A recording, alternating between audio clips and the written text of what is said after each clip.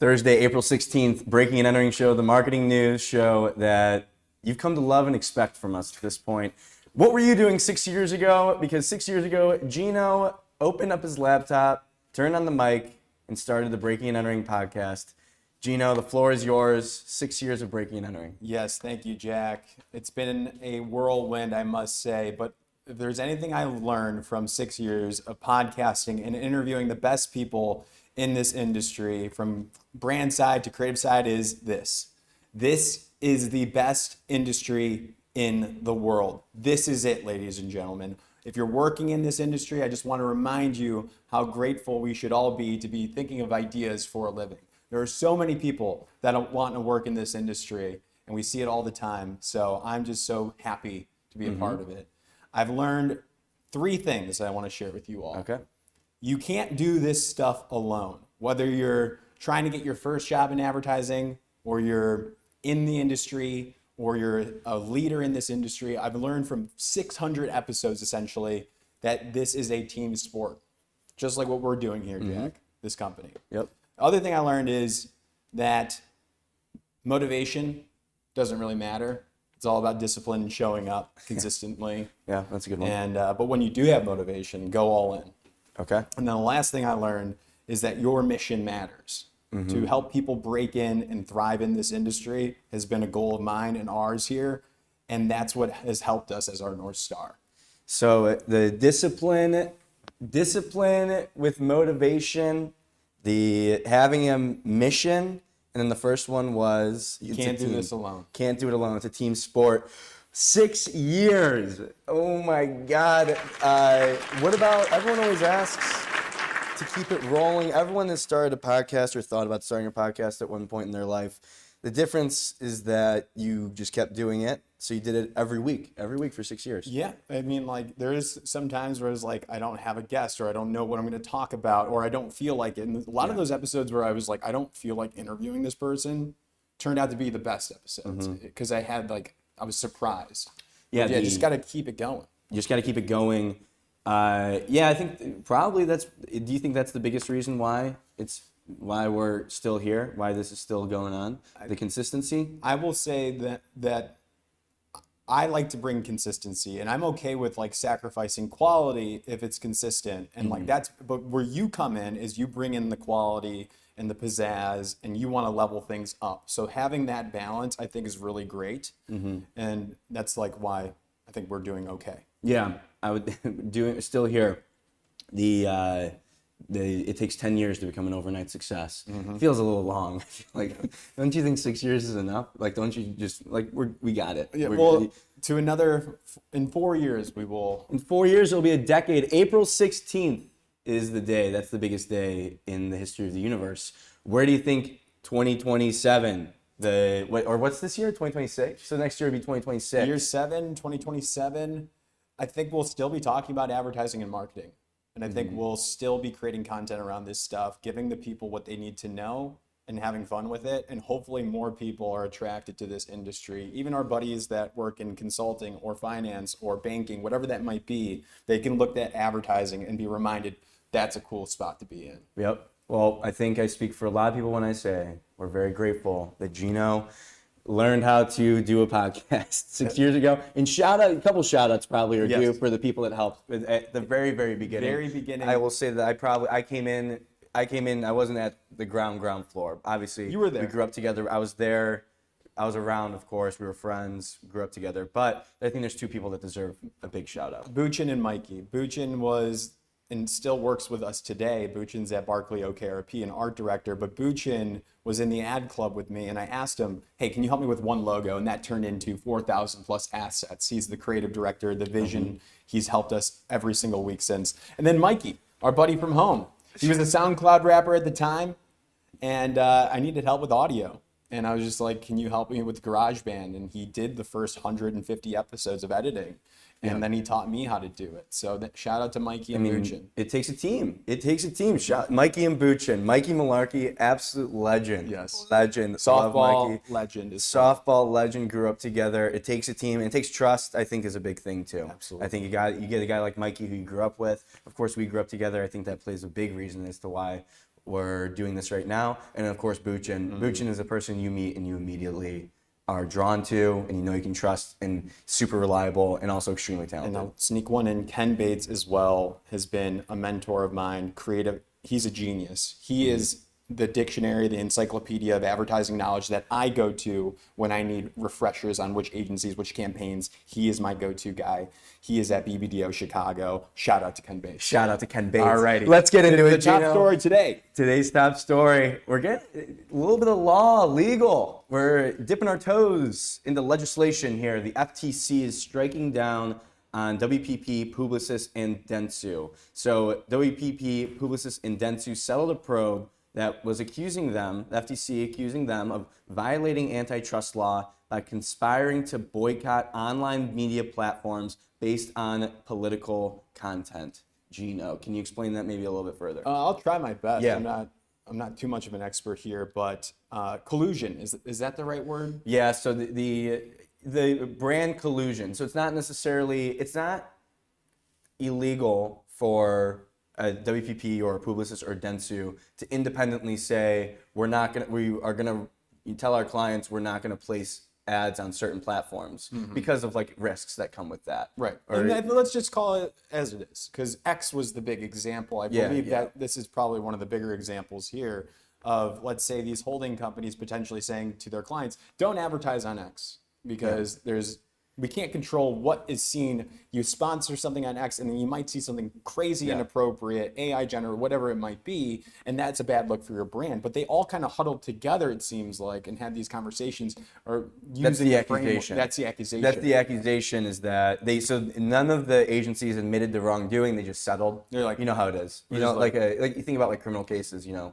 people will, celebrities, famous people that get in trouble with the law, they just settle. Yeah, they just give the money away, whatever, slap on the hand, and they just move on with it. So no admissions of wrongdoing from either of the agencies. But to your point, yes, like these exclusion lists exist. Like these agencies will come up with exclusion lists of media platforms that they won't put ads on because it's a risk to brand safety, which is fine. That's like smart. Well, That's what people want. And now taking the side of the agencies, if I see that these other holding companies or these other people in my industry are saying we're not going to put ads on this platform, then I might be like, oh, they probably have a good rationale. Like maybe I'll just follow suit. I'll look into it. Okay, if they're doing that, maybe I'll do it too. Yeah, so the idea of like collusion or them coming together is where It's not like they had a round table meeting. It's like we don't know. We don't know. But of course, this is all politically driven. If on like the Republican side, it's all like Republicans on the side that are kind of coming down from the FTC, and the whole thing that they're saying or they're trying to accuse them of is it's like a form of censorship, is what they're saying, because it's all politically motivated. According to Republicans, they're trying to say that because of the fact that these agencies lean one side politically, that's why they're not putting content on maybe sides that are more right-leaning content, which is, I think, a stretch. I think we can all admit back when especially right when Elon took over X, the algorithm, the feed was insane. Like it was, people were seeing crazy stuff. Yeah. And so I feel like it's a stretch to say that it was completely politically motivated versus just like a best practice sharing kind of thing. Yeah. But of course you can't. The idea of colluding together is, of course, illegal and violates antitrust because if you're all just ganging up on one thing, it's like a monopoly you're pretty much forming. So what happens now? Nothing. They settled, I believe, and I think everyone just kind of moves on. So now they have to create their own independent guidelines of which sites are deemed safe? I don't know. Did you see anything about that? I think so. I don't know what the next step is. I'm speculating that now they will have to reestablish their own brand safety guidelines per each holding company. Yeah. Probably redo them. Yeah, and it's like going to be so brand by brand, case by case now. Yeah. It's they're just going to have to be more careful about it. I think this is again speculation. What I assume happens is because of the way like media is so fragmented, it's a really big task to be like, I've got to go get my hands and get my head around every single one of these media platforms to understand how safe they are, like digging into the content, understanding like what the risks are for each one. With things becoming more and more fragmented, there's more and more ground that media planners and these agencies have to cover. So I'm sure at some point they're talking to each other, like, hey, what are you guys seeing? Yeah. What can we share? How can we knowledge share and make it the best for our clients? That's like the optimist case for it. Like they're just kind of trying to figure it out together, but it gets to a certain point, according to the FTC, where it becomes less about knowledge sharing and best practices and more about huddling and colluding together to say, we're all going to make sure we're on the same page to do this together. Got it. If you're watching this and you're like, I know this extremely well, let us know. Yeah, and seriously. would love to talk with an expert on this. I think it's fascinating, and what the ripple effect. Can you imagine if we got like a senator to come on? Yeah. And you get a senator and then you get someone from the agency side. Oh, yeah. Let's just have a congressional hearing on the Breaking and Entering live show. Yeah, let's do it. Let's do it. I think that's a great idea. Thank you. Anything else there? I think that covers it pretty well. It all comes back to the way that these big holding companies operate. It affects a lot. Their decision making affects a lot because they represent so many of these brands. Yes. So if it is an agency-wide thing to say we're going to exclude one of these media properties from where we place ads, it makes a huge difference for that media property. Yes, it does. Let's get into the 2-minute drill, shall we? It's the 2-minute drill, Gino. It's the biggest stories of the day. 2 minutes for each topic to talk about it. Let's get into it. Our first story, I like this. I like this a lot. I texted George and yeah. Do you want to explain it? Do you want to talk about it? I can tee it up here. So Toast, is that what we're talking about? Toast, yeah. Toast just had a campaign. So Toast is what? Is a POS system. It helps restaurants. Everyone has interacted with the Toast little When they handheld. They turn around. Yes. And you tap. You can do it with Apple Pay. Yeah, I've done it. I've never done that. Anyways, that brand just created an ad today, and I think it's fantastic here. We have to give a shout out to Arnold, the agency that made it here. The campaign is called Built for Busy. It's a badge of honor to be busy. It's reframing. It's looking at the operators. It's looking at the chefs in here, that it's okay that you're busy, and you should be proud of that. And they have some out-of-home activations going on as well. But this spot here I thought was chef's kiss. Yeah, for me, I honestly like the out-of-home activations more because they're instead of getting like billboards and doing out-of-home on digital billboards or whatever, they're making the windows and the walls and the outer-facing walls of the restaurants that they work with. They're putting the ad there. Oh, it's Built for busy. spectacular. So it sounds like they're paying these restaurants now to put ads on their restaurant windows. So they're giving the money back to the restaurants, just creating a great relationship. And you think about Toast, obviously they're advertising to restaurant owners and operators. And so it's a great one. The film, Gino, I got Social Network vibes. Oh, yeah. Just The Social Network. Are you talking about like the art direction of it? Art direction and Yes. the music. And I'll say one other thing, that this motivated me. Like, Yeah. not even a restaurant operator of some sort. Like, it spoke to me. Like, being busy. Busy is good. Busy is a badge of Busy honor. is a badge of honor. I love it. Hustle culture, Gino. Love Next up, The One Show announced their finalists. The One Show is probably, top tier, most respected award show because you just have like industry legends pretty much running The One Show, and it's a big deal for a lot of agencies to be finalists for this. Anything stand out to you here, Gino, for The One Show? Yeah, I mean, I was scrolling through the site fairly quickly, and a couple that caught my eye that I know that we've covered in the past that I liked. Le Pub had a spot here, and then also Gap and Invisible Dynamics with Cat's Eye. Yeah. Those were the two that were like, oh, I'm like, it's just literally like a page scroll. It's like, oh yeah, these two. Well, I got some stats for you. Oh, the big winners from the agency side, Gino. Rethink, most finalists of any agency. Behind them is Uncommon. Uncommon has 34 finalists. Rethink, 47 finalists. And then behind Uncommon and Rethink, in third, you have Apple.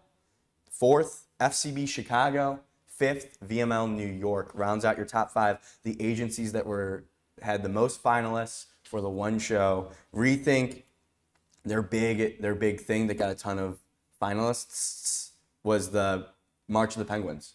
Remember that, the protest march? Of course. Yeah, pretty Yeah. good. And then the IKEA sleep reviews.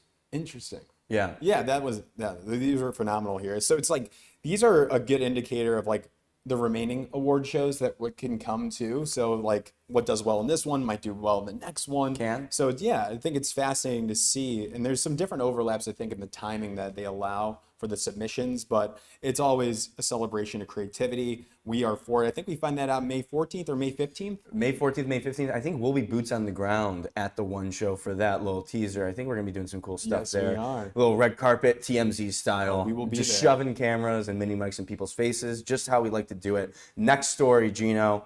Mr. Beast, of all people, Yes, is Mr. seeing the Beast. need for a CMO. Mr. Beast is in the market, wants to hire a CMO to run the marketing, run the business side, the marketing of Beast Industries. In industries is interesting because he's obviously known for his YouTube. What is he? The number one most subscribed YouTuber. He's the number one creator in the world. Number one creator in the world. But now his goal, his vision is to be like kind of like this Disney style media company, it seems like. So he's made some pretty big moves already, hiring an NBC Universal veteran, Corey Henson, who's leading the studio division here, TikTok alum Bo Avril, brand partnerships, and of course, Michelle MSJ. St. Jacques. Michelle St. Jacques. Who's the president for Feastables. And she came over from Molson Molson Coors. Coors. Molson Coors. Yes. Chief Commercial Officer at Molson Coors to now being at Beast Industries running Feastables. So what does he have? He's got YouTube, Feastables. He acquired a financial company too. Yeah. He's diversifying. He's creating a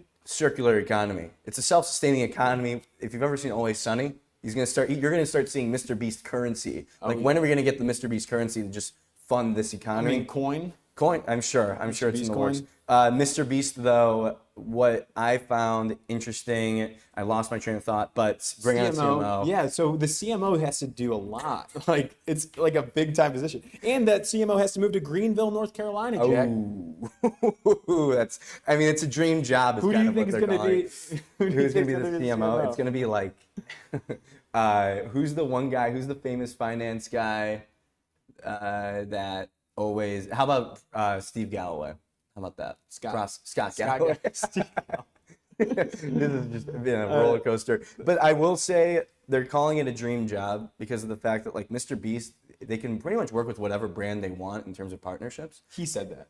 Yeah, He said this is a dream job. They're saying that. I would say that as well, honestly. Yeah. They just did the big thing with Starbucks around the Mr. Beast. There's so much to do. There's so much to sort out, which I'm sure Mr. Beast is realizing. Like, we need someone this is a beast to like bring it all in one cohesive story. Potential IPO in the future. That would be sick. Oh my God, probably. Last one, Gino. What do you got? Last one here. Remind me, Jack. Bernbach. Bernbach. Okay, yes. So from the Omnicom IPG acquisition, we lost the name DDB, and then just recently we see that Bernbach, the name lives on, and that's through a bespoke agency for Volkswagen within Omnicom.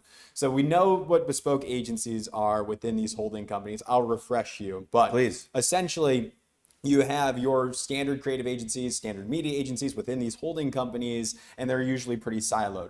But for some big special clients like a Volkswagen, they will create something custom where they can pull in different people and they can really tap any parts of the holding company. And that's what they're doing, bringing the name back with Bernbach for Volkswagen within Omnicom. Does this compare to like a Publicis Pit Crew situation? Publicis has the Publicis Pit Crew, which is just like their Goodyear team. But is this different in the sense that it's actually more so its own agency dynamic? I'm not exactly sure if like these people, are they going to hire people full time? To be like, I work at Bernbach. Bernbach. Yeah. And then be able to tap into different agencies. I would assume you would have to have the core people on the brand, like the senior level people working on it day to day, but then also being able to tap into all these different services.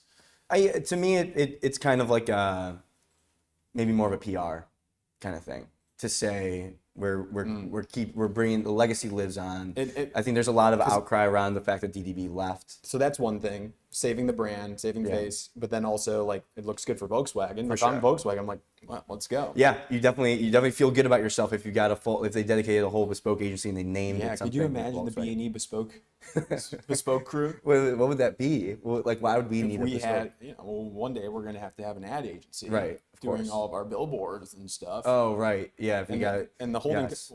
holding company was like, we had to create a whole special unit. Well, we got our victims- special SWAT unit for you special all. victims unit. It was.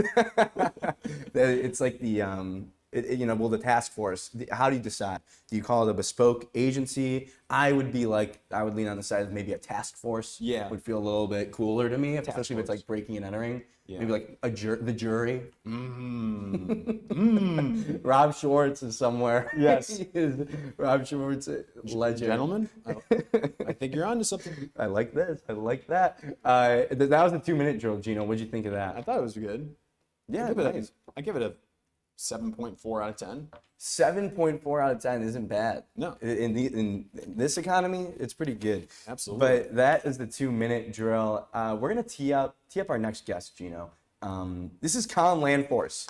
Colin Landforce, entrepreneur, just a CPG, a brand legend. Also particularly well versed when it comes to golf brands, I think, and that's kind of why we're bringing him in. Colin Landforce, content creator. He works on Cut 30, helping people create social content of their own. Just well known, has great insights into the branding world. We're gonna focus on talking about just the immense scale that the Masters has and the social content, and giving people a better look into like how big of a deal this is and how it's also led to the downstream of the growth of golf culture and golf brands and Yes. golf apparel. So I'm we're excited gonna to talk about learn. that. I'm excited to learn. It's going to be a learning session for all of us. Let's bring him in. Colin Landforce, welcome to the show. Thanks so much for having me, guys. I appreciate it. Colin, first off, probably one of the sickest last names That is cool. that we've had on the show. Can we? Thanks for saying so. I Yeah. appreciate it. Of course. Do you realize how sick your last name is? I do. Sometimes people ask me if it's like a superhero name or like a nickname. It's a real one. It's on my driver's license. I won't pull it out to prove it, but Yeah, fair enough. Fair enough. We'll just ask for the social security card and we'll get Yeah. it done. Absolutely. But speaking of superpowers, Jack teed you up here, and your superpower seems to be this golf marketing industry, knowing the brands, knowing about the Masters really well. I think real quick, just give us a little background on what you are an expert in. yeah, that's a tough one. I'm a bit all over the place, but like Jack mentioned, CPG is my background, and the way we kind of navigated to golf is like I've also been golfing since I was 10 or something like that. And so along the way, between building brands, yapping on the internet, and then of course golfing, we find ourselves in this lane where we talk a lot about golf and what's happening with golf. And I also happen to think it's like from a business standpoint about as interesting as it gets for like a consumer sector. The average golfer spends something like $2,300 a year on golf, and that includes somebody who goes to Topgolf once. So there's a lot going on. It's super interesting. It's also a bit archaic in a lot of ways, and that's kind of how we slipped into it. Yeah, I think that is a good point, because to me it's so interesting how the Masters on the surface level feels still very archaic, is like a bad word to use, but it has that feeling of old-fashioned, old school, a lot of tradition involved. But when it comes to like how they do social media and how they're working with brands and how their merch works, it feels very futuristic and like future forward. Colin, can you kind of dig into that a little bit more? That the way that golf is kind of traditional in a sense, but then how the Masters brings it to the forefront for us. Yeah, I mean, I think the Masters is like the apex example of like a live event content, just in general, from that standpoint. And then touching on what you mentioned with it being legacy, again, archaic isn't the word. They're intentionally very old school, traditional, so on and so forth. They've gotten a lot of flack for this year's Masters because they pushed some of their own boundaries on that, like with the ESPN group covering the par 3 contest. There a lot of what happened this year with the broadcast was not traditionally masters, and they've gotten a lot of pushback on that. I think it's fairly well founded, because it's kind of this interesting balance of how do you appeal to more people, but also this is very clearly a luxury Right. premium experience, and your job is not to appeal to everyone in that case. And I think oddly enough, by being so luxury and so guarded, and so masters, they created this mass appeal that, I don't think it's at risk of. I don't think they're threatening it by going wider, but I don't think they're doing it any favors, if that makes sense. In terms of the content operation itself, I think I rattled off some stats last week when we were in the middle of it. It's something like 1,200 social posts across Instagram, TikTok, X, what have you. They're doing 35 or 40 stories a day in some cases. And I think the most impressive part about this is, like, this is the most prestigious brand in sport, right? And when you're doing a live event, you don't have the opportunity to make sure that every word of copy is like triple approved by everybody, so on and so forth. I think you basically just have like rigid brand guidelines, an understanding of like what moments you want to make sure you capture, and then just like legendary ripping and running by the team. I don't think there's any other better way to describe it. So let's talk about that, because a lot of our audience are marketers. They're running events. They're trying to amplify the events here and build for their brands that they're working on. So what advice do you have for somebody that's putting on an event to amplify it to socials? Yeah, I mean, I think that this is kind of a classic case of, look, what they do at the Masters and what a lot of big events do is way out of reach for most brands, most events, most teams, right? But if you apply this lens of like of how do we do the poor man's version of that? Like, what if we just break our minds, break how we think all of this stuff works, and then reach for the poor man's version of that? I think I may get flack from some of my golf folks for saying this, but if you look at like the Barstool Invitational, which was like this internet like a group of creators doing a tournament put on by Barstool, not to at all put this in the same conversation as the Masters, but if you look at how they approach content, I think they did exactly the poor man's version of this, which would basically boil down to they had a camera on each group, they had a camera on each hole separately, and then they had GoPros in all the golf carts, right? Which amounts to an incredible amount of footage. But you basically are able to pull off this a similar level of content capture with obviously a fraction of the heads and a fraction of the cost. And if we apply that to just any event, maybe you do the 5-person version of that or the 3-person version of that, or just like, but how do you get prolific amount of media? And that's really the starting point for the workflow. And I think the most impressive thing about what the Masters does and where we all need to break our minds on these things is what that workflow actually looks like. Because that's where the magic is happening after you've got the media in the bottle, so to speak. Yeah, I think the thing that really caught my eye, especially with your post about the level and the proliferation of content, is you need to be posting more. I think I feel like that's like the biggest takeaway from these events is posting more. And to me, that feels like the biggest miss for a lot of brands when you're doing events, because of the fact that everything is feed-based now. 10% of the people are going to see, probably 3% of people will see every single one of your posts, if it's like the 3% that are most dialed into your algorithm. But the vast majority of people aren't going to see everything. Colin, do you think that almost is like the most basic starting point? Like, you need to be posting way more than you anticipate. Yeah, absolutely. I think volume with intention, right? Because it's very easy to all of a sudden just be like throwing out slop, right? Slop is not just an AI phenomenon, right? But I think volume with intention, and that's where with a live event, that's especially hard because you don't know what's going to happen. But you can certainly premeditate some events. Another thing that you're seeing is like whether it's, I guess, a photo shoot on the brand side or said live event with like actual broadcast, it's like what is happening on the BTS side to capture BTS stuff that can also be used coming out of that. And I guess coming back to just like a brand photo shoot, right? Like coming into, everybody's got their phone out capturing BTS at a photo shoot or similar, like going into that with just a degree of intention to make that stuff usable to hit the feed will lead to much better results. It almost seems like too, if we are planning the events, you can actually probably plan for those tentpole moments that are photo worthy or content worthy. And we see that kind of like with step and repeats. We know at the end of these award shows, there's like a speech of some sort, but like you can probably get more creative on creating those moments to capture.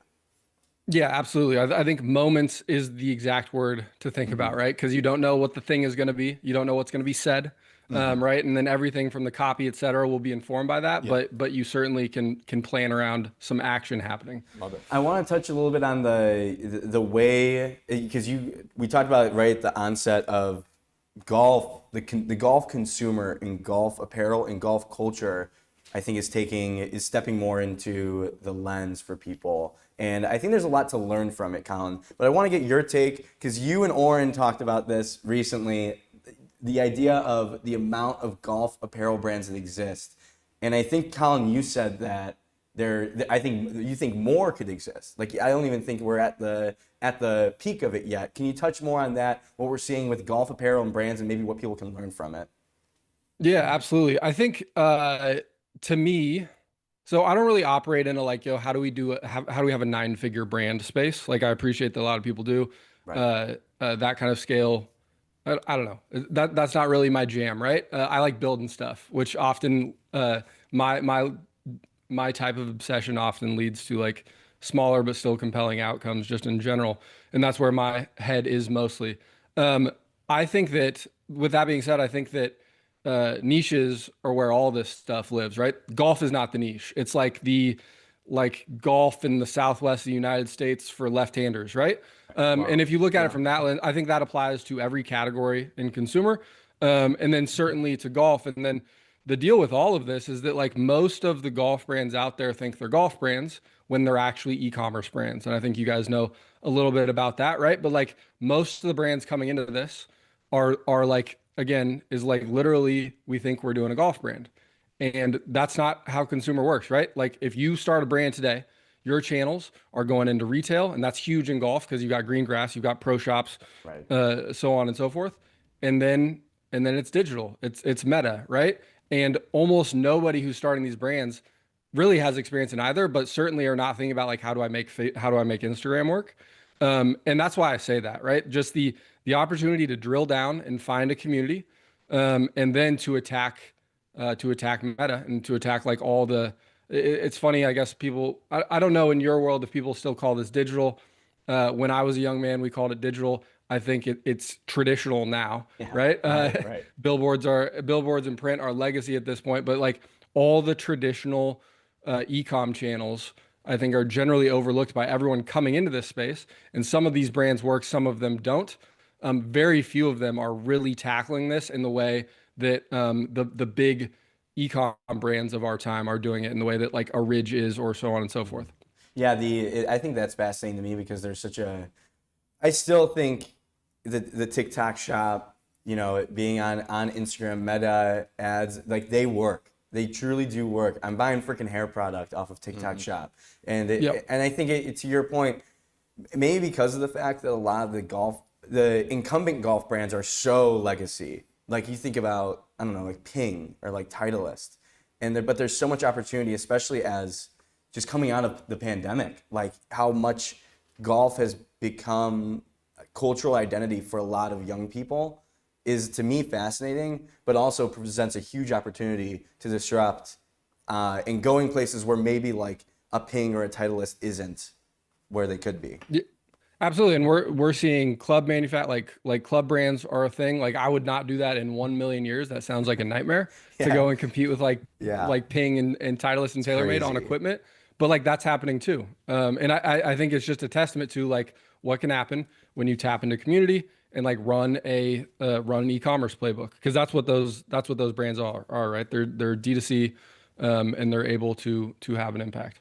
I got distracted. I came up with an idea. Can we do a quick huddle? Yeah, let's do a quick ideation session here, Colin. I got a game for Colin, and we can all just agree if we don't want to do it. But I basically created three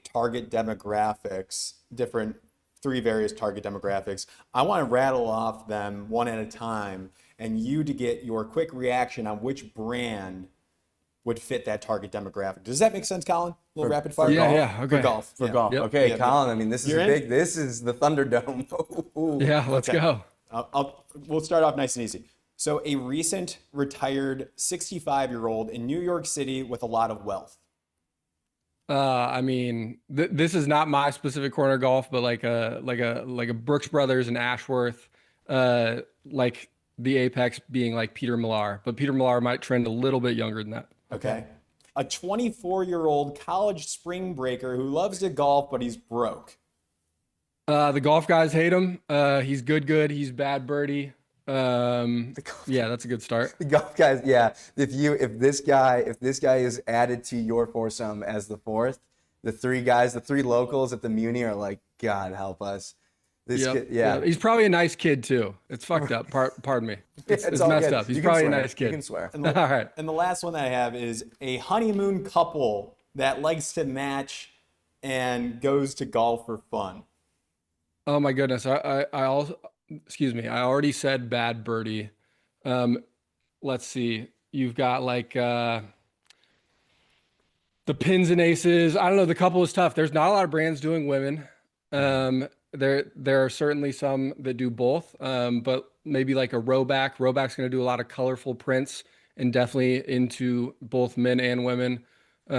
There's really few that are doing both though. And women's brands are starting to happen, but still few and far between.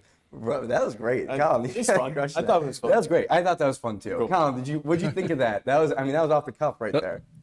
That was good. I like it. That was a good little segment. Showed your knowledge too. It's in your explanation of it made a lot of sense. Colin- I knew Rowback. Colin, I Which have a ones did you know? quick one.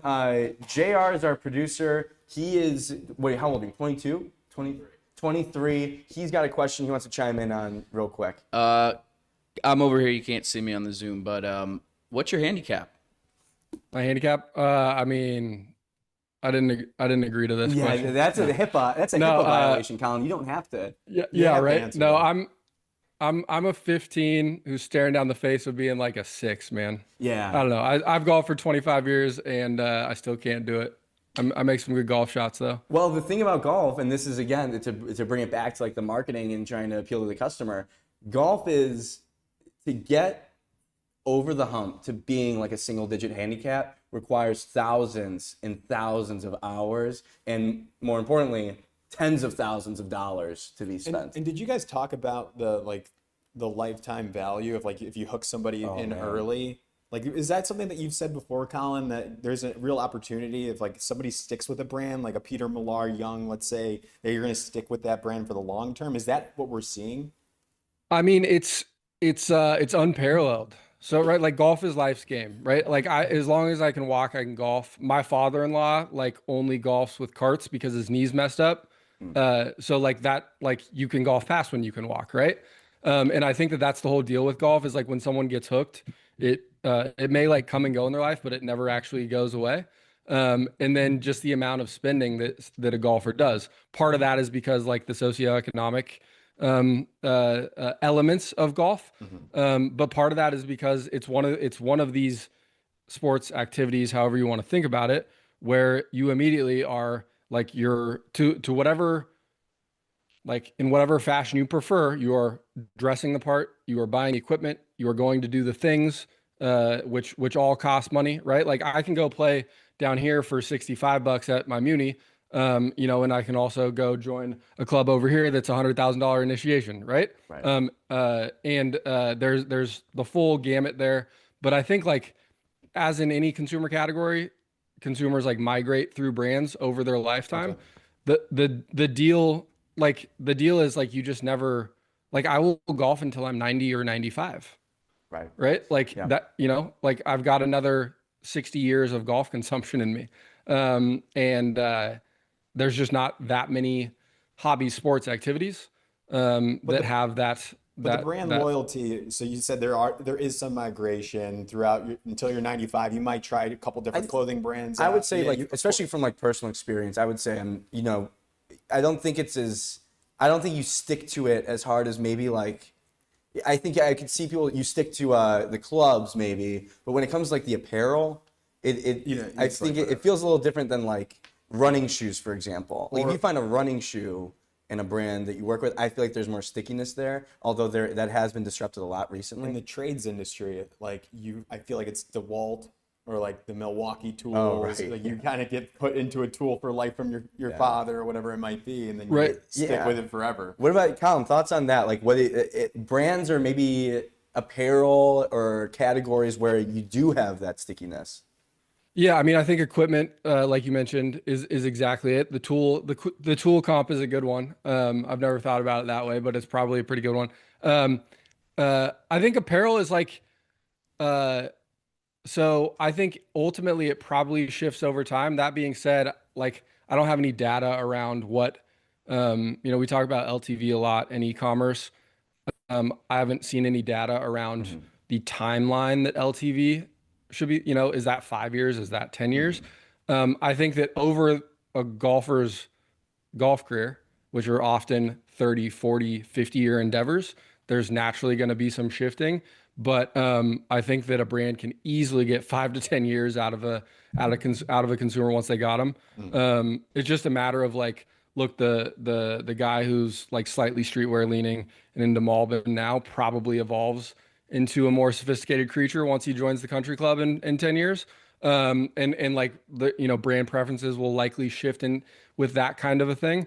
But still, I think there are a lot of categories where you're not starting at like a 5 to 10 year Right. starting point, right? It's like how many orders can I get over the next 24 months kind of a thing. Right, 100%. Well, super interesting. Colin, thank you so much for joining the show. It was a pleasure having you. Thank you for your time. We'll definitely have you back on soon. Talk more about CPG. You're a legend, Colin.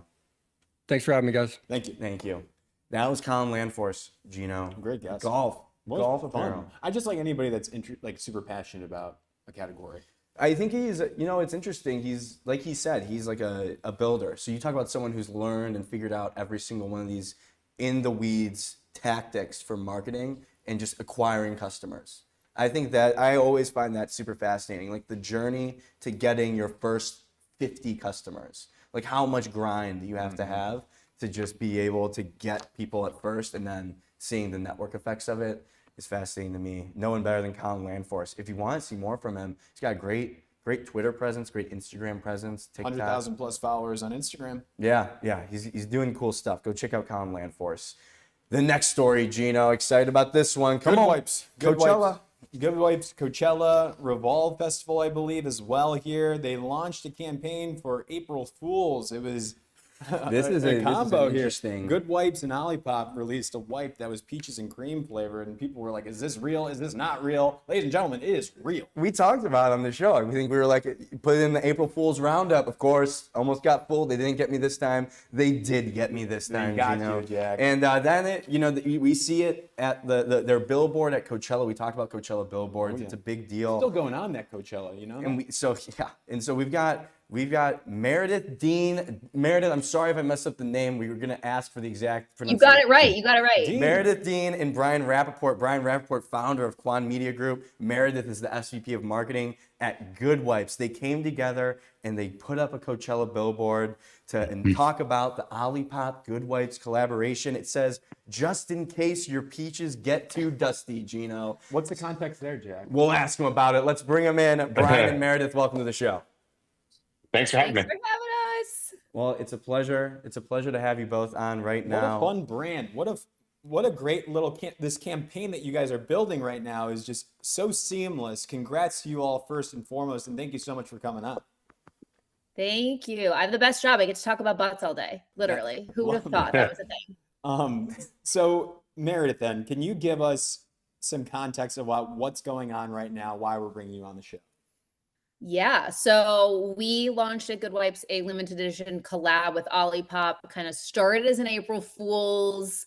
We started conversations months ago, and we were like, wouldn't it be fun if we faked people out and people think it's a joke, and then we actually make it real?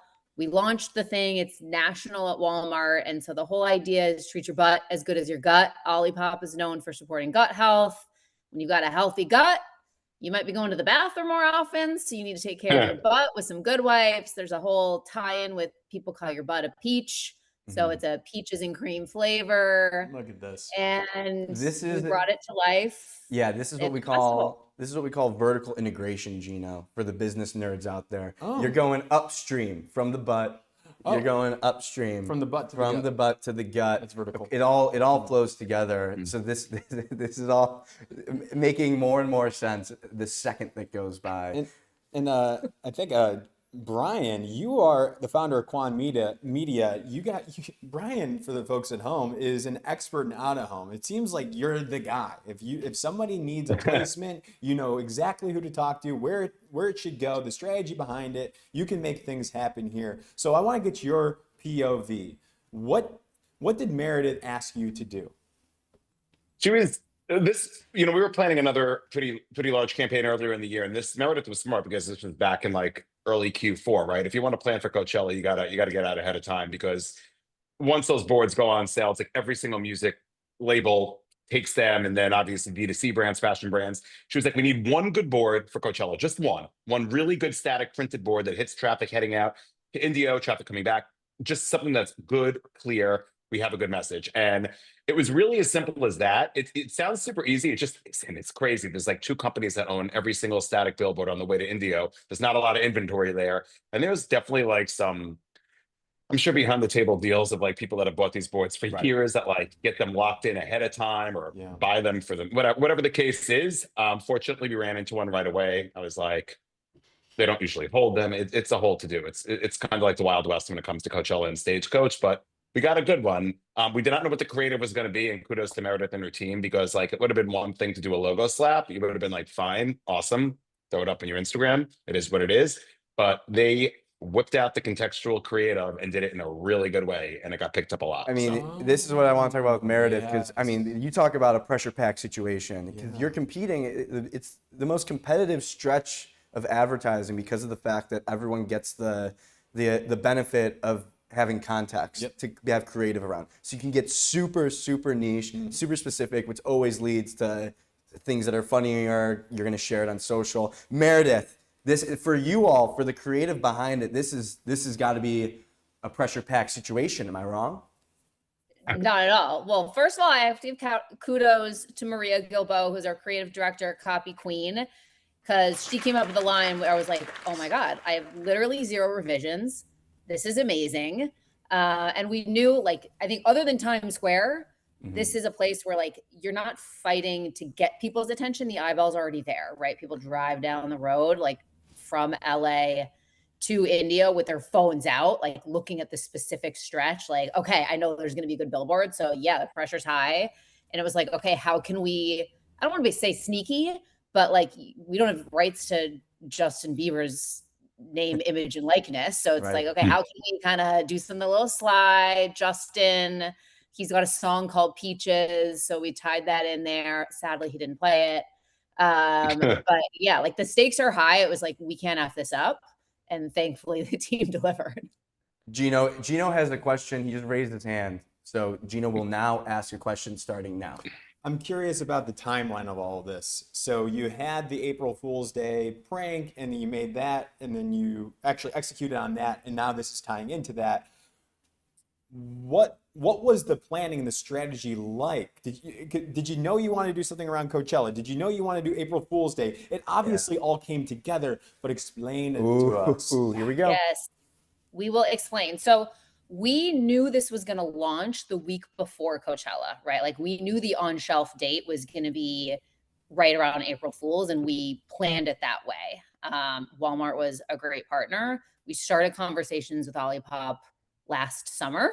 So these things take a long time, and that was part of the deal. It was like, okay, let's launch this thing. Let's make it an April Fool's joke. They typically go big for April Fool's every year, but they'd never done something in store. So it was like, okay, let's do it. Let's make it happen. So we knew it was going to be in store the week before. It was like, what better way to like launch it and get even more eyeballs on it than Coachella weekend 1. So that was kind of minor. Yeah, totally. As it should be. Biebercella. Minor. Yeah, totally. As it should be. Biebercella. Brian, I think the interesting thing too about maybe also the rise of why Coachella billboards in the last few years have become famous and super popular is maybe a wider trend that I'd love to get your thoughts on, where the billboard now is, in my opinion, has becomes such a more valuable opportunity for placement because now it can also live on social and it attracts so much energy on social media. Brian, I want to get your thoughts on that of like billboards. Has it become more and more popular because of the fact that social media is becoming popular? I think so. I think it goes hand in hand, right, with the creator economy and social. But like Coachella and billboards have blown up so much that like page 6 in the New York Post was covering like the best billboards of Coachella. Like it wasn't just like Ad Week or Ad Age They're or not supposed to do or that. anything. That's our Yeah, domain. they're not Yeah, supposed to do that. that feels a little bit. Yeah. It was credit weird. breaking and entering is going to serve. Seriously, they were, and we were on that, so that was exciting. But That's like, awesome. I feel like it's yeah. I mean, specific billboards too. Like other activations or other ways to like backdoor your way into Coachella. I mean, so much of the area, it's almost like a World Cup scenario where it's like there's a safe zone, and if you're not a partner, you know, of Golden Voice, like you can't really get in there. But there's like a lot of sneaky ways aside from billboards to get into Coachella. But it is definitely like the event for billboards, and you have to nail your creative because if you don't, you're going to be forgotten. That's like a Super Bowl commercial. Exactly. I was just going to say that. Is this the Super Bowl of billboards? Out of home? Like of out Yeah, of home. is probably. Coachella. Probably. Because I was. I'll give you guys credit for that. That's you guys now. You've now nailed that. Yeah. Thank you. Yeah, we care deeply about that. I was gonna. So that kind. Do you want to talk about Coachella billboards more? Because I want to get into the Good Wipes brand. I'm not necessarily. I'm not. We can go into the Good Wipes brand. I would love to talk more about that. I want to ask a question to you, Jack. Okay. What do you feel? How do you feel about the Good Wipes brand right now? Like, what's your take on this? Meredith, I was going to say that the Good Wipes brand, for me, it feels like it bursted onto the scene. I'm going to give you my honest as a consumer. I didn't know what Good Wipes was before the April Fool's thing. So now you know about it. How do you feel about the brand? I mean, I feel it's like an advertising news host. It's fun. I think it's fun because of the fact that they did the April Fool's thing, but it was real. Yeah. Like that to me is awesome. Like I think that's badass to like take that to make that jump and do that. But now what I feel about the brand, I think it's cool. I think it's fun. I think to me it's like skews younger. I don't think it takes itself too seriously. It feels cool to me. Meredith, Was what do you that think the about goal, that? Meredith? 100%. I'm like, did you steal my brand deck? No, we are in awareness driving mode. Like our Right. unaided awareness is 1%. Aided awareness is in the teens. We know like most people haven't heard of Good Wipes. So that's the whole point, is to do something shocking. We think of ourselves as beauty for your booty. So our approach She's good. our Unreal. approach to the category is definitely different. You know, we're fun, cheeky, punny, but like not too gross. You won't see us making a lot of bathroom jokes or getting too crude. It's very much a little bit more upscale and taking codes from the beauty and personal care category, making it fun and vibrant and having a lot of personality in a more glamorous and humorous way. Yeah. So hopefully you're getting that vibe. I think if you spend more time with the brand, you'll get it for sure. But like super cool to know that you had never heard of us and we got on the map for you. 100%. You feel good about the brand? I do feel good about the brand the same way. I guess my question is, do you take inspiration from a brand like Olipop, the way that they have entered into their category, the soda category? I just like, where are you drawing inspiration from if you are? Good question. Thank you. Cool. Yeah, 100%. We're taking inspiration from brands like Olipop, brands that are category disruptors that took like a boring category and made it more fun and vibrant and cool, right? Like who would think that gut health is cool? Olipop had a huge role in doing that. And, you know, we have more collabs coming out this year that are going to do the same thing, partnering with brands that have done something different and disruptive in their category. And then we also get a lot of inspiration from personal care and beauty, right? The makeup brands of the world, the Tarts, the EOS, the Elf of, you know, making body care cool and lotion cool and, you know, making it more upscale and vibrant and fun to talk about lotions and potions. I love that. Lotions and potions. Lotions and potions. And then I guess before I ask, I have a very special question for Brian. But before I ask that, my last thing for you, Meredith, does the team ever get annoyed with the volume of butt puns that probably occur on a daily basis? There is literally no limit exists. The limit does not exist. You should see the list of butt puns. We get annoyed with like poop puns because Right. that's a little gross, but butt puns, keep them coming. Quick tag on there. And was there a creative agency that worked on this as well, or was this in-house? It was in-house. Yeah, we do almost all of our creative in-house. We had some external help with Of course. the graphic work from And Gather, but Concept. the art direction, concept, copy all came from our in-house team. Nicely done. I have a question for Brian. Because of the fact that like you're in the know with out of home. Let's go into like New York City. Is there maybe like a niche placement in New York City that like anyone who's placing ads might not realize is like a very interesting high value property? You haven't given away I don't know. I mean, secrets? if he can I like say the paint one, the big one. Where is that? Oh, on Park Avenue, that paint one. Oh, that's my out-of-home bucket list. I just bought it for the very first time in my 17-year career. Ever. Congrats, Brian. Yes, I bought it. That's not my, yeah. Right, That's not my don't give answer. him the good one. You got to save good ones for me. Yeah. The one at the Park Avenue heading north, right, Brian? Yeah. Yeah. Yeah, So they cool. painted. Yeah. They painted. They painted. Is that Huge. like, so for you, was that the one that was your whale that you wanted? It's on my short out-of-home bucket list, but it's not like my under the radar Right. placement. It's obviously not under the radar. I mean, there's no other real big impactful out-of-home at Park Avenue, so it's incredible. My under the radar placement, and there's 3 of them, are all in the Upper East Side, and it's not because I live there. I just feel like there is such an untapped neighborhood up there, and there's 3 really great walls, and they're all super inexpensive, and it's just a great place to like hit a multitude of like different personas. And like any brand that usually plans for New York is like, oh, Soho, Midtown, yay, and they forget about the Upper East Side. And they shouldn't. You can get like some really good stuff up there and spend very little. So That's a great point, because I think that to your point, it is a widespread. People don't realize, like, I think the Upper East Side gets it's like the old money kind of penthouses. But I know a ton of people like around in their 20s that are moving to the Upper East Side. So this is the kind of insider knowledge that I love that. that you can come to expect. That's good. Good stuff. Yeah. Anything else definitely. from you, Gino? No, this was great. Both of you, thank you so much for coming on. Congrats on a great campaign. And we would love to have you both on again for future work. Brian, for out of home commentary too. We got some big events coming here in New York City that we definitely want to get your take on. 100%. Thank you guys. Thank you Big both fans. so much. Congrats again. So fun. Thanks, guys. That was Meredith Dean and Brian Rappaport, Gino. Fascinating. The duo coming together. You love. I put you on the spot.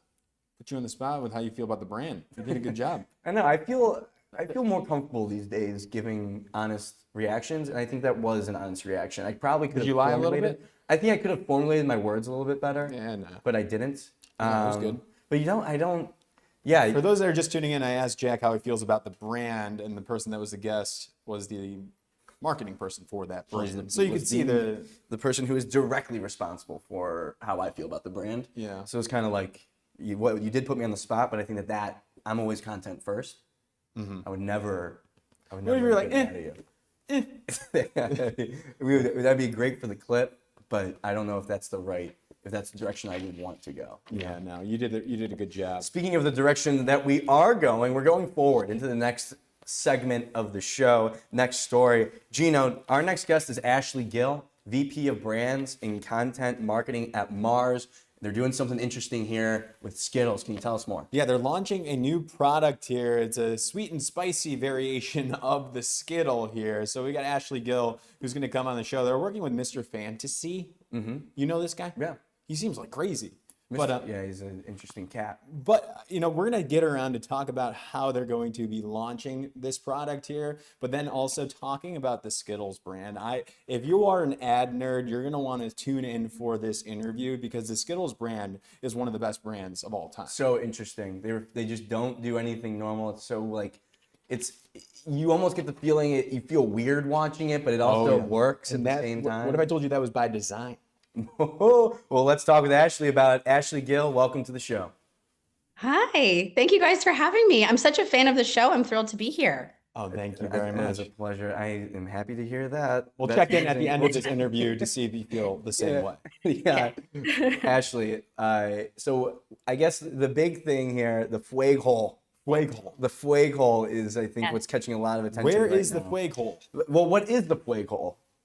So the fuego is an alternate dimension, which is where Skittles Gummies Fuego was born. It's a sweet and spicy kind of hole in a wall that you can actually reach into and get Skittles Fuego's gummy. So this is where is the wall, or are there multiple walls, or is there just one wall?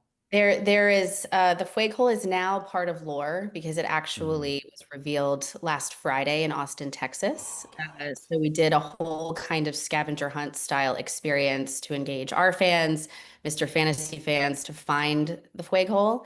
And one lucky person found it. Well, a few people found it, but the first person that did won a year's supply of Skittles, which was pretty Look, awesome. look at this. So where was it exactly in Austin? Like, was it It like, was hidden in like an alley in a Mm. wall. So it Oh. had a nondescript location. and why did you pick Austin for the Fueghole dimension spot?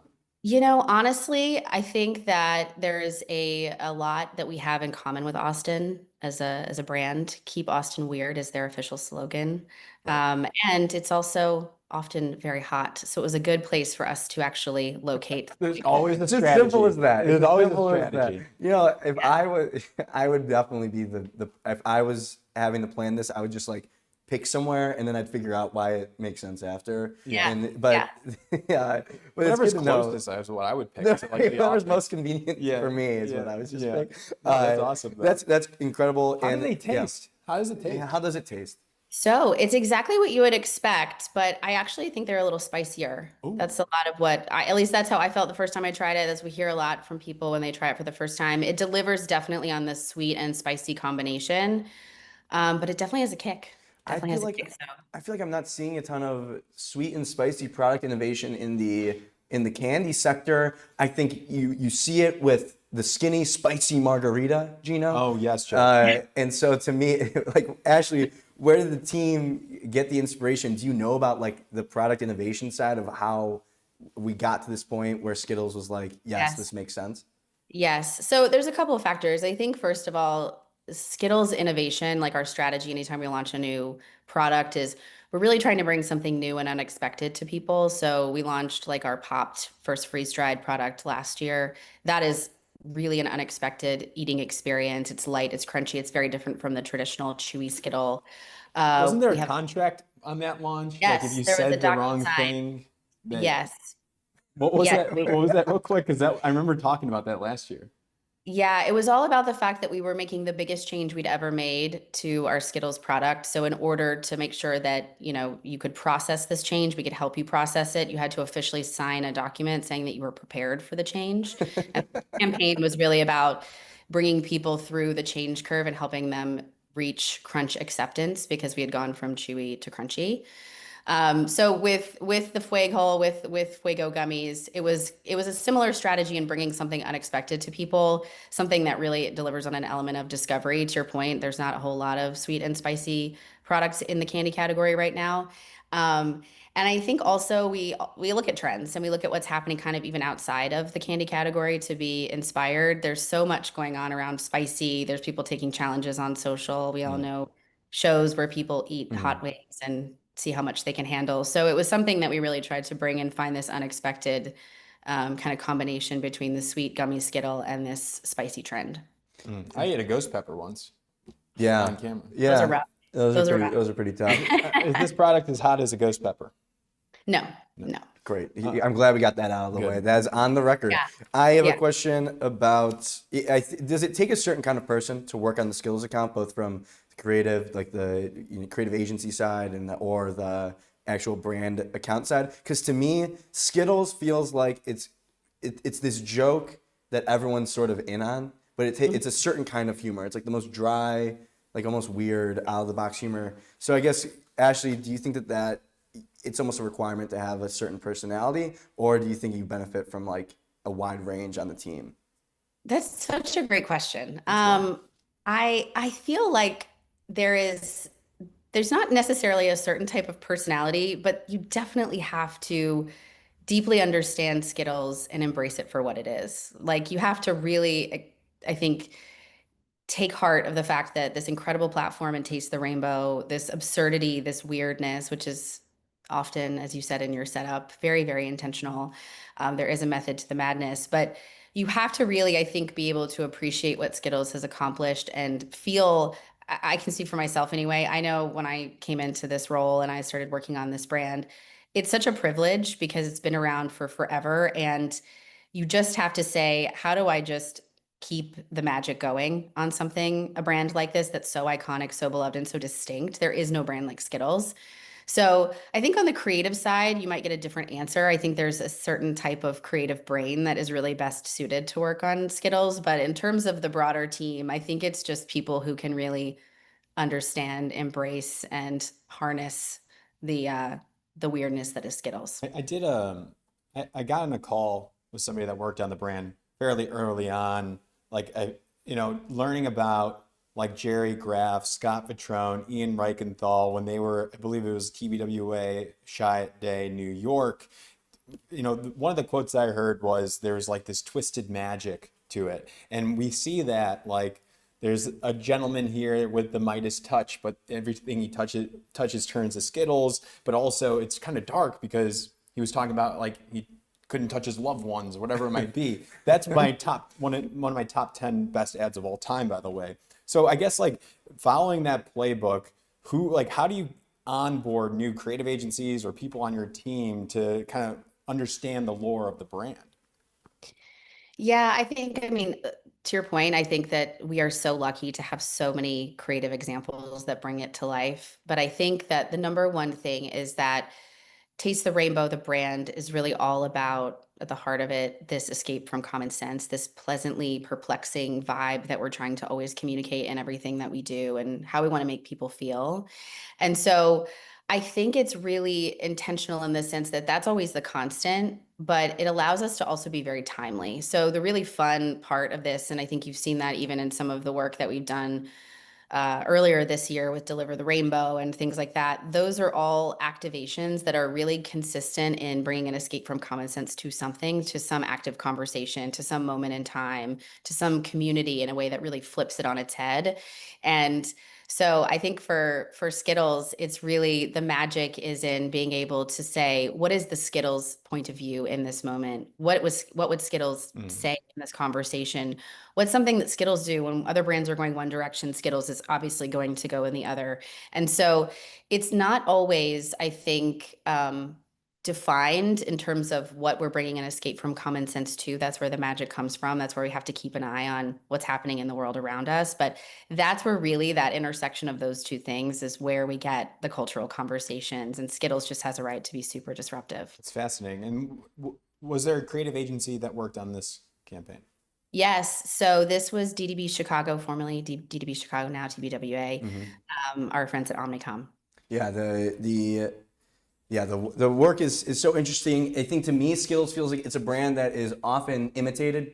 Like people try, I think a lot of brands try to bring this. You want to say the names of the brand? No, I don't. I actually didn't have any like in particular, and I would never put Ashley in that position. But Thank you. yes, of course. Brand safe show. It's a brand safe show. I like that. This is a brand safe show. But like Ashley, there's something about the experience of watching something with Skittles where yes, any brand could do a weird activation or move away from common sense, but there's almost like this underlying feeling that feels almost subconscious to like when you're experiencing it. And then you bring that now to Fueghole. Fueghole to me is one of the weirdest, craziest, like, and not in a bad way, the dumbest thing I've ever seen in my life, but again, in a good way. So when this idea was brought to you, where you're like, yep, just another day at the office, the Fueghole, of course, or like, what was your reaction, the team's reaction to this idea? Yeah, well, I have to say we're very lucky. The creative partners that we work with are constantly blowing our minds and delighting us with, I mean, you can imagine it's just endless, brilliant creative. So every meeting, every creative presentation, there's something wonderful and entertaining. I would say when I saw this idea, I really did feel like it was one of those moments where you just have a gut instinct of like, that's it. Because I think when we look at it, anytime you launch a new product, that new products have been launched in our category, outside of our category for all of time. That's basically the backbone of advertising. But when Skittles does it, that's where we want to really make sure we're doing it in an unexpected and non-traditional way. And to your point, when I saw the Fueghole, it felt so incredibly, I guess the right word I would say is like, it was so dumb, but it was also just it felt so right. Like it was just one of those intuitive moments of we could talk about how this is sweet and spicy and make a really funny Skittles commercial. We know we can do that. But the idea of kind of tapping into internet rabbit holes and lore of like people creating their own backstories of things, we were like, ooh, we could create our own backstory of where this sweet and spicy Fuego gummy came from in a way that only Skittles could. So it was one of those moments where you're like, oh, that's it. And you just feel it and you know that it can go so far. So it was a fun one for Yeah, sure. it just cracks me up that like you just put whatever the thing that is happening, you just say just the word the rainbow, blank the rainbow, Yeah. and taste the rainbow. It's classic. It's classic. Yeah. Fucking best. Yes. It's the freaking Yeah. best. Gino, anything else from you for Ashley? No, I'm all good. Thank you so much, Ashley, for coming on and talk. I really just nerding up around the brand Skittles. Like, to me, it's one of the best brands of all time. So learning about that, hearing your thoughts on it today, how you're approaching it, means the world to me. Thank Oh, you. nice. That was pretty. I mean, Ashley, Gino just kind Thank of you. That's poured so- his heart out. Now, I right was there. going to follow up with that nice. question. How do you feel about the Breaking Entering brand after your interview? No, I feel great about it. I really enjoyed my time here. Thanks again for having me. And thanks for all the nice words about Skittles too. We all feel, I mean, everyone at Mars, we are so proud of it. It's such an iconic brand and it's so nice to receive the recognition. So thank you. I mean, Gino, I think did you just say like I appreciate like from you personally. This means the world to you. I don't know about Jack. I don't know if Jack cares. I think that, to be honest with you, I don't know how Jack Listen, feels. I'm I not. can't- I'm I not can't one to speak on like tell behalf. you how I'm to not do your gonna tell live how show. But he's if gonna- we're doing the show, you can't say. It kind of makes me look that good. level of bias feels like you're going down a path that feels. Well, I mean, like, I'm not going to bring on people that represent brands I don't like. That's true. I guess that's. I can't belied that you said I appreciate that from the bottom of my heart. Now, I want you. now to know. Ashley probably likes me better than you. I like you both. I like you both, but Thanks. it's nice. I fangirled over you guys and now you're fan Fair.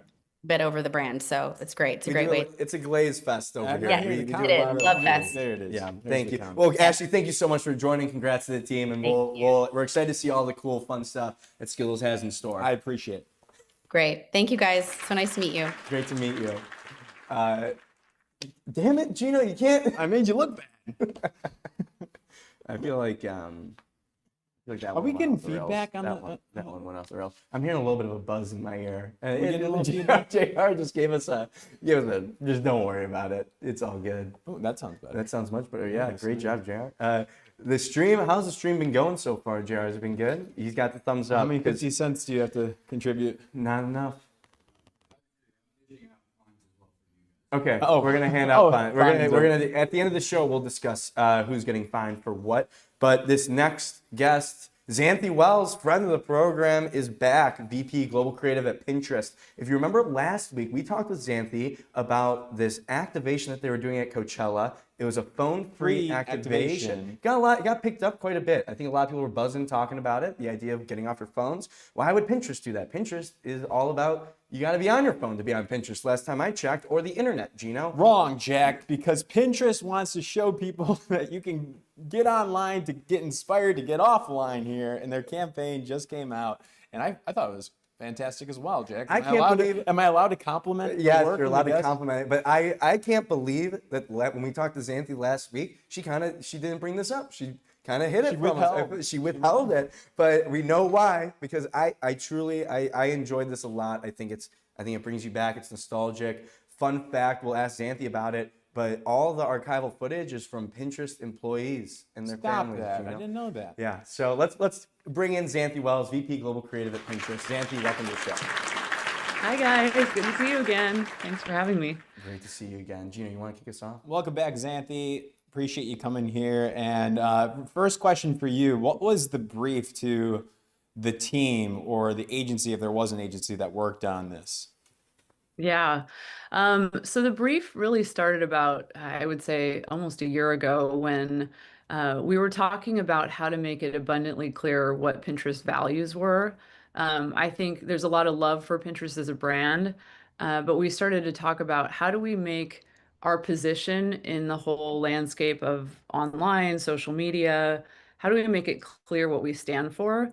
And we wanted to make sure that people knew that we believe life is best lived IRL. Like we provide incredible amount of inspiration, but we want people to get what they need on Pinterest and then go out and live life. And so I think if you'd ask the average person, and you know, a year ago, even like, what do you think of Pinterest? And I don't think that that would have been abundantly clear. And so this is the first, Coachella was actually our first kind of step in that direction. And now with the brand campaign launch, we're really going for it and making it like unequivocally clear, what we believe in as a company. So the brief started, I would say, a year ago. I mean, it does feel like a big declaration to be the app to get everyone off their phones, kind of thing. It's I'm not making the comparison in anything other than it just like reminds me of like, like Hinge, the app, the dating app to get you off of dating apps kind of thing. So that's just what it reminds me of. And I want to talk about then like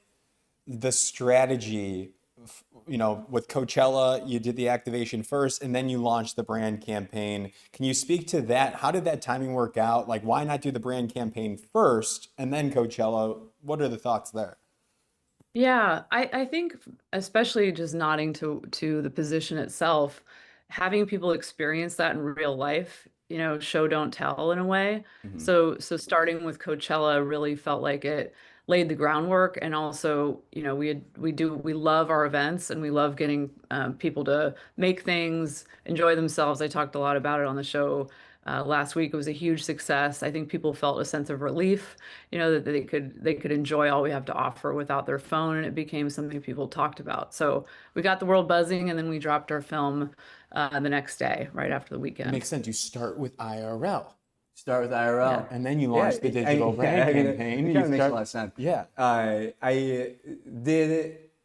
guess, how deep does it go? Because like the idea of, I don't know, I maybe I'm in my own head about this, but just from seeing like Pinterest leadership almost like not really posting that much about the IRL activation like over the weekend. Like was that intentional, Xanthi, or am I just thinking in way too deeply about this? They're starting to post about it now. Like you'll see Lee Brown, our global business officer, he just posted about Coachella as well as the brand campaign. So I kind of think of it really as one big brand campaign because it's one big kind of counter positioning narrative that we're going to be rolling out all year. So you will see more of it. But yeah, it might have just been a coincidence. Yeah, That you didn't see more of the weekend. And then my next question, you talked about how this has kind of been a brief for the last year leading up to this point, and new CMO Claudine Cheever steps into the role, kind of like, I guess, kind of in the middle of that process.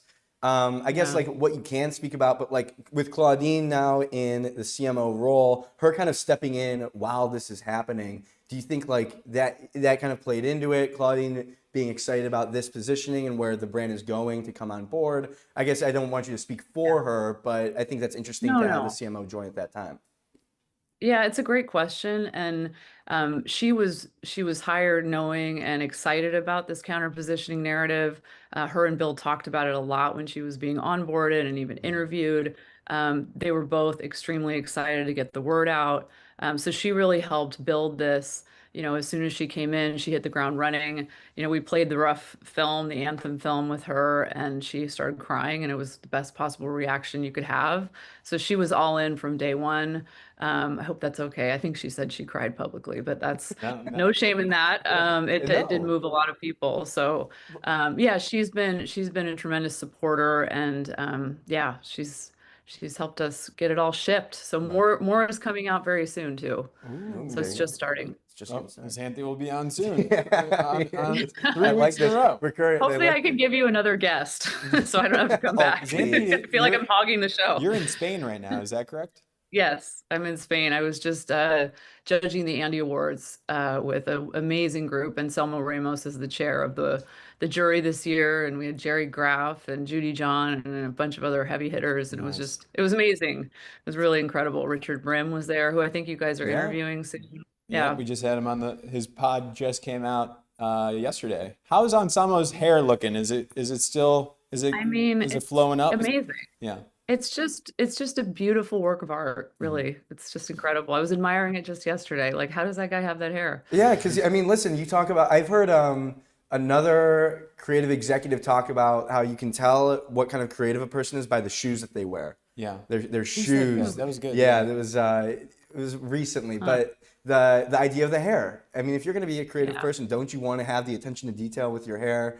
I mean, Xanthi, of course, Yes. you're probably thinking about this, correct? Not as much as I should be. I know how I was going to land this. Okay. I mean, it's kind of a mess. So Oh, The please. attention to Oh. detail, watch this pivot here, creativity. Let's talk about the actual execution of the spot. Sure. Jack mentioned that the footage uses actual archival footage of the Pinterest employees. Is that true or is that false?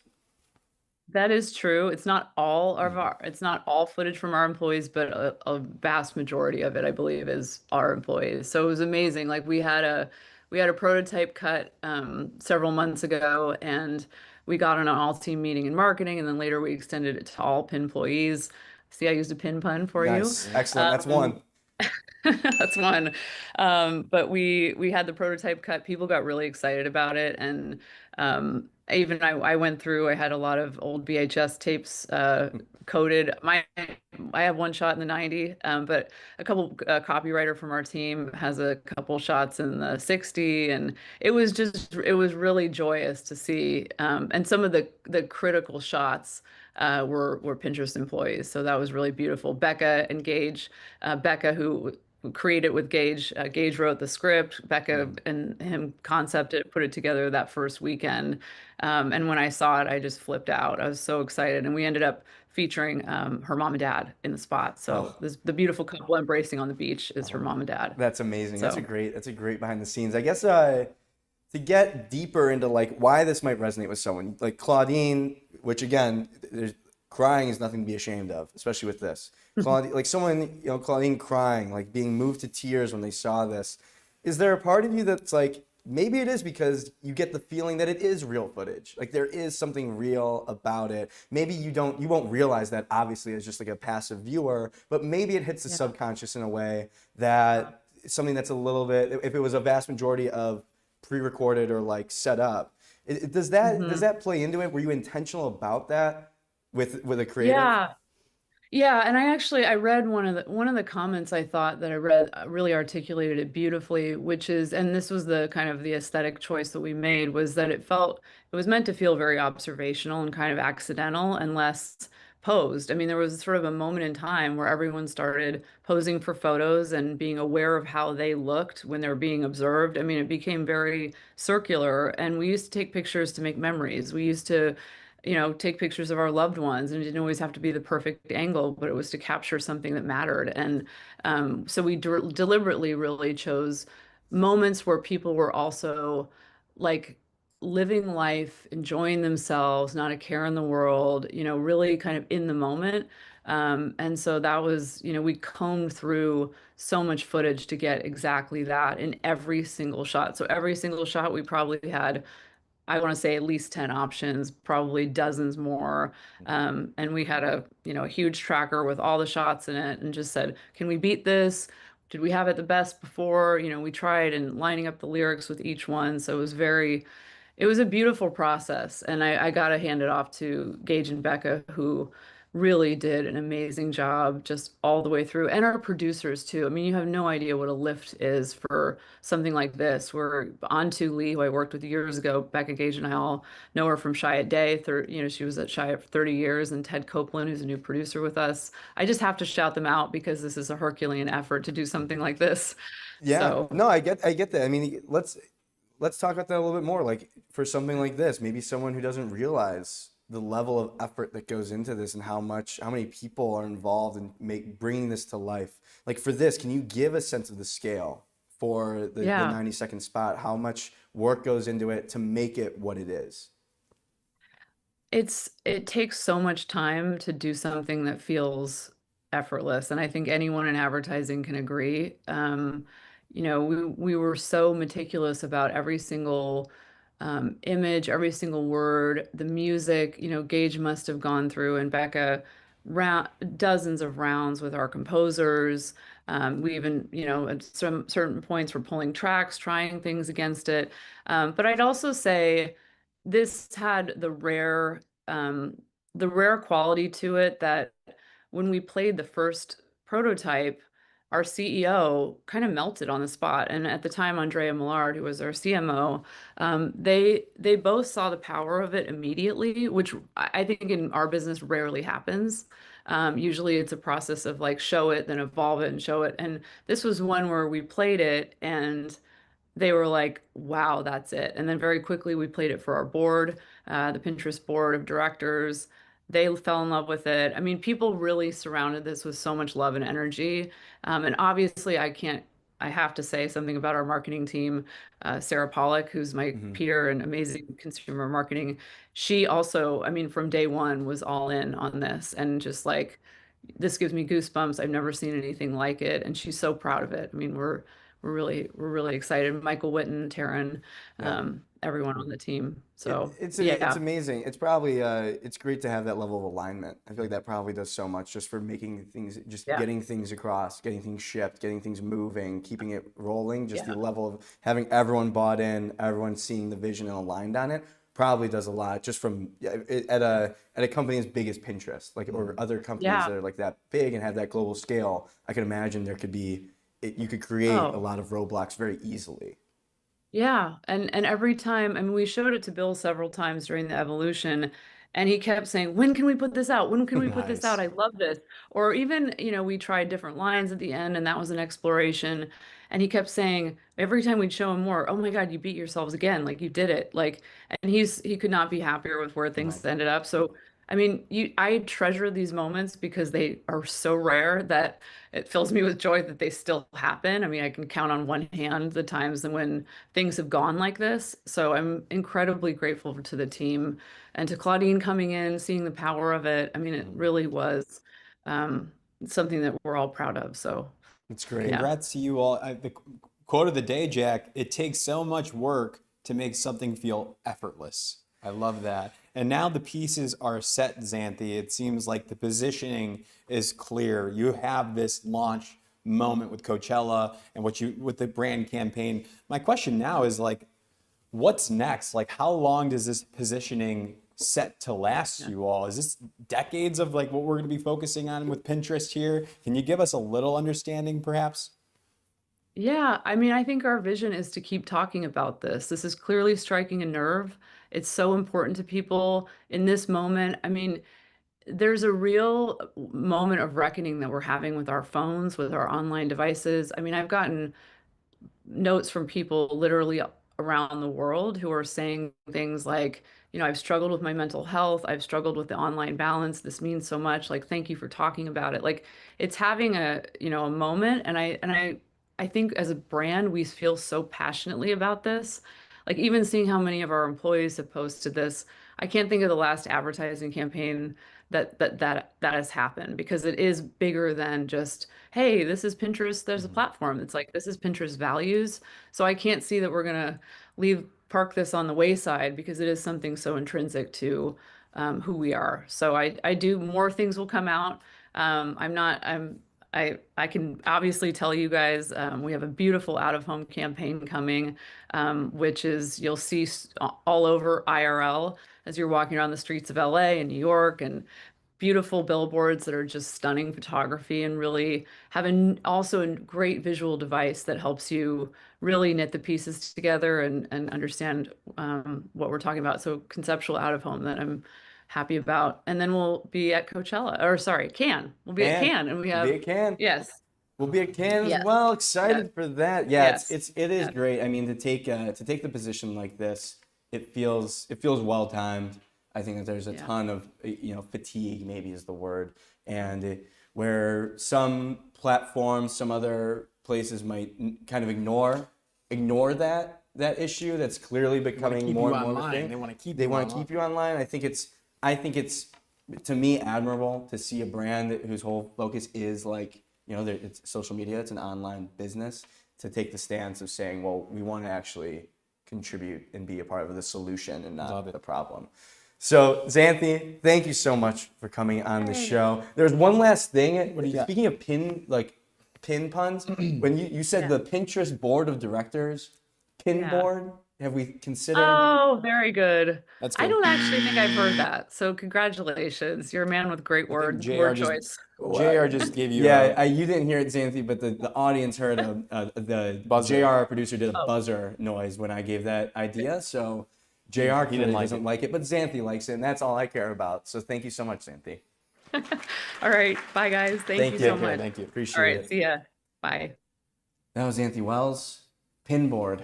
I like that one a lot, Gino. Pinboard's good. Pinboard. You're welcome. Easy money. That's the show. What a good show. What a show. What a show. Star-studded guest. If you are just tuning in, if you missed us, we had a great show. We talked about a lot. We covered a lot in our top story in the 2-minute drill, Gino. These are dense. These live dense. shows. And These are there's a dense. lot to cover. You can There's come a in lot. at any moment and learn something. That's right. And our guests were great. Colin Landforce, entrepreneur, content creator, just a CPG, a branding, marketing, e-commerce expert, talking about golf culture, apparel, golf brands, and what any marketer really can learn from what's happening in the golf space. We had Meredith Dean and Brian Rappaport. Meredith Dean is the SVP of marketing at Good Wipes. Brian Rappaport is the founder of Quan Media.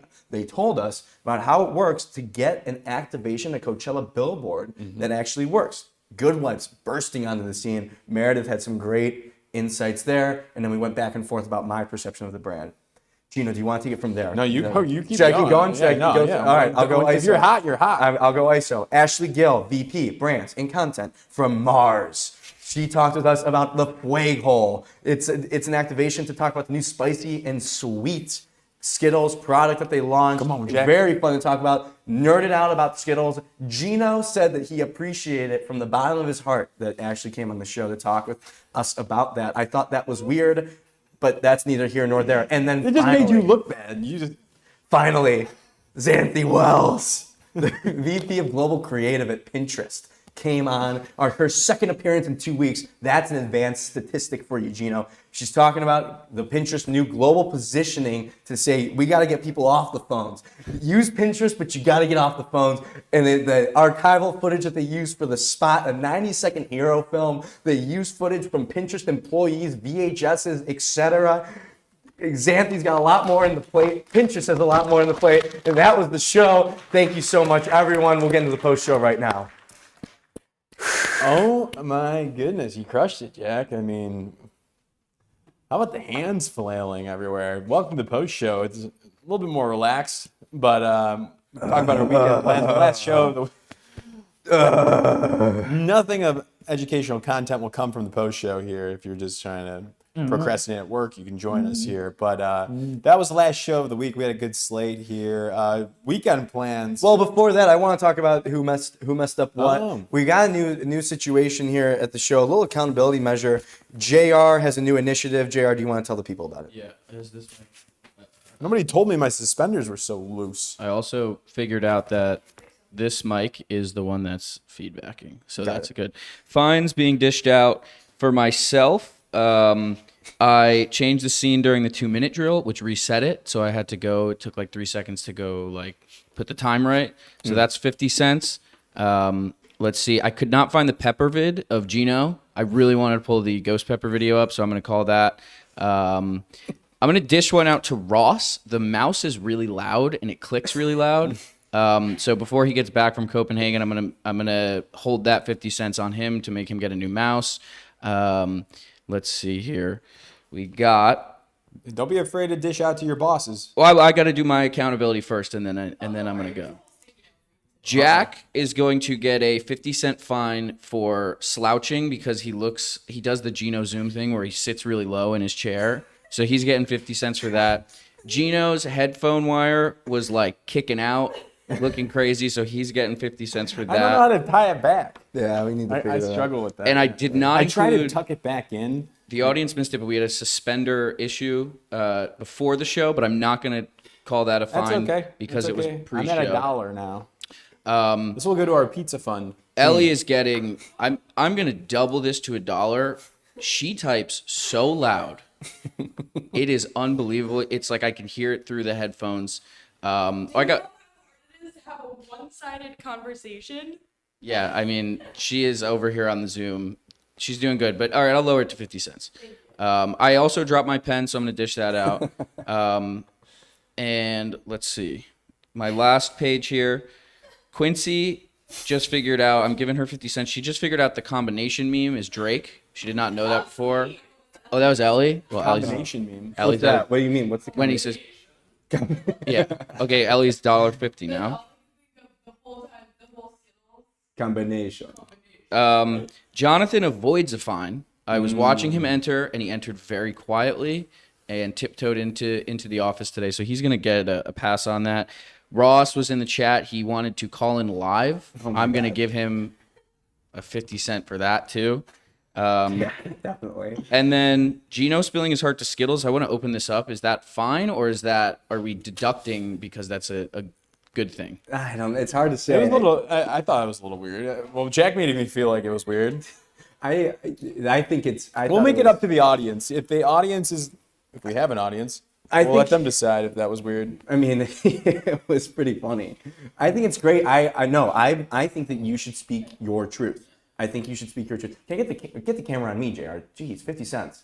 I think that if you need to speak your mind and be true to yourself. I don't think there's any reason for you to, like, in the sake of journalistic standards, not tell someone how you feel.